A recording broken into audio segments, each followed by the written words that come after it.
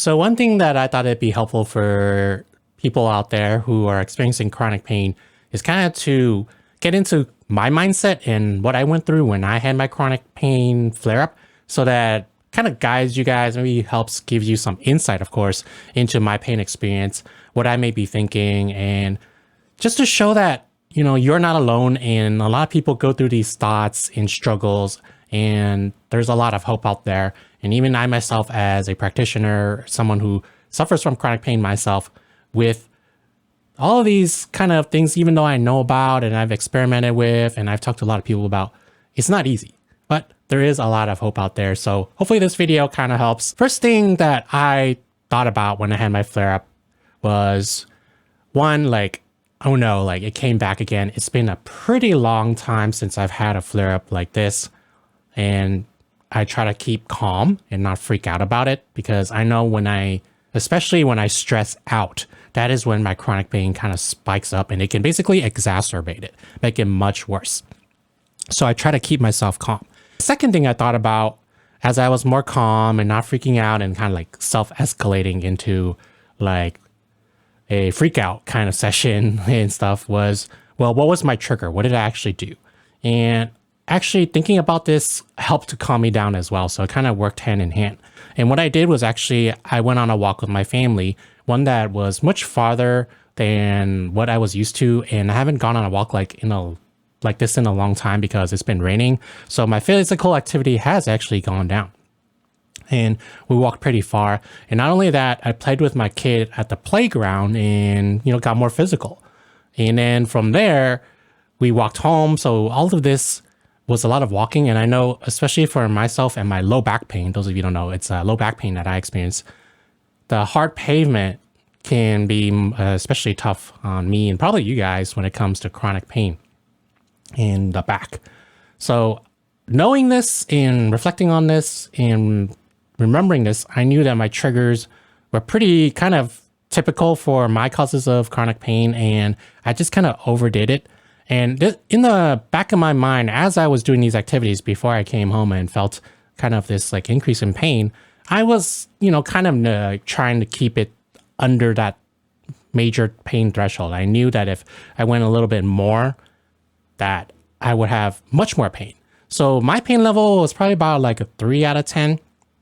But because I was using this kind of protective like mechanism in my like back of my head, I probably prevented it from going up to like a 6 or something, or 7 out of 10. So that's part of the pain process in how you kind of experiment with your level of activity. There's no like ideal, like perfect way to do it, like unless you're like really, really like careful, and like it just takes a lot of energy. So there is kind of like an invisible like line where you may cross it. And if you cross it, you may go into a significant amount of pain. That's one way you can think about it. But it's okay to kind of tease into it and like hover around it and not go way past it. The key is not to go overshooting it and do way too much amount of activity so that you have like a significant amount of pain. And conversely, the opposite is not doing anything at all, right? So that you're not even close to that pain line, then your activity level would be like very, very sedentary. You're not doing anything physical, any self-care, anything to really live your life. Knowing that, I was like, okay, that makes sense. And I'm not really like super, super worried about it. And I know what is the cause of the pain, so that I know that next time I need to basically keep that same level, if not maybe just a little bit less, kind of just recondition myself.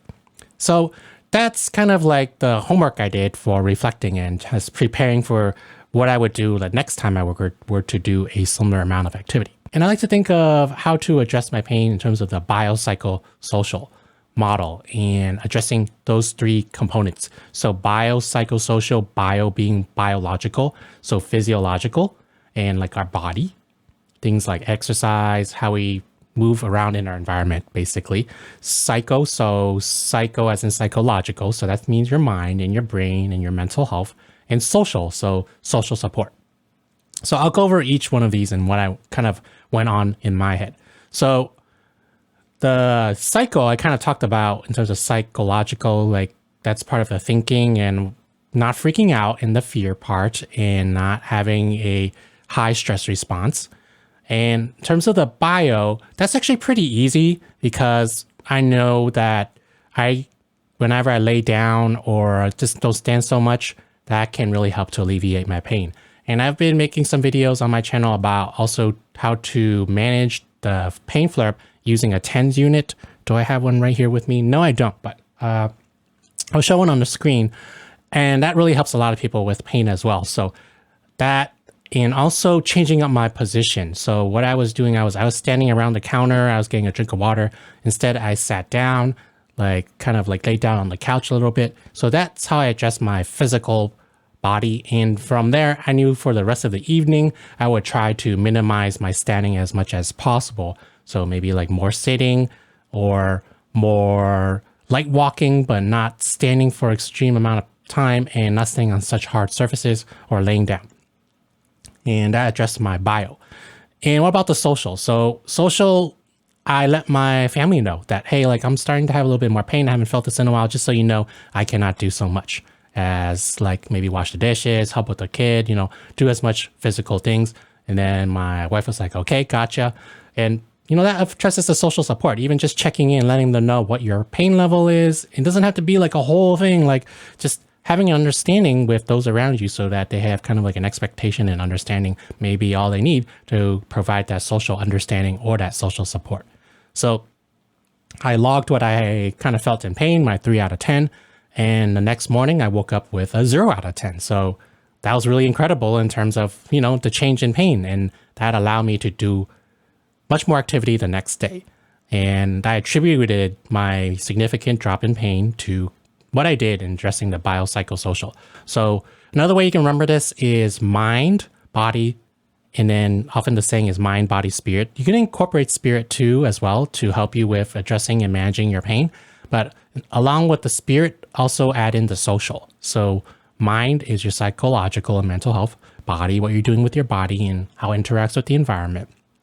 And spirit, of course, and social. So social support. How can people support you and help you? And those of you who live alone or, you know, don't have immediate social support, you can find social support online or with like groups or other like-minded people on the internet, or, you know, these days with virtual internet, you can reach out to people like virtually. You can call them, you know, FaceTime, chat, whatever. The only thing I want you guys to avoid doing is going on like certain groups that may be a little bit more negative, and they're kind of like what I would call, I don't like to use this term, but it's kind of like a pity party on there. And it's just like very sad, depressing, hopeless. So you want to avoid those kinds of things because it can feed into your negativity.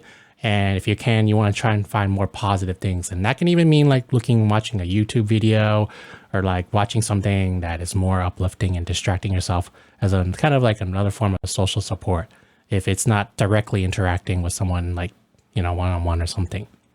So hope that helps. If you found this video helpful, as this is YouTube, you know, guys know what to do. Like it so that this video and my content can reach other people who are also in chronic pain. And also, you know, you guys can all give each other social support. So feel better and have a nice day.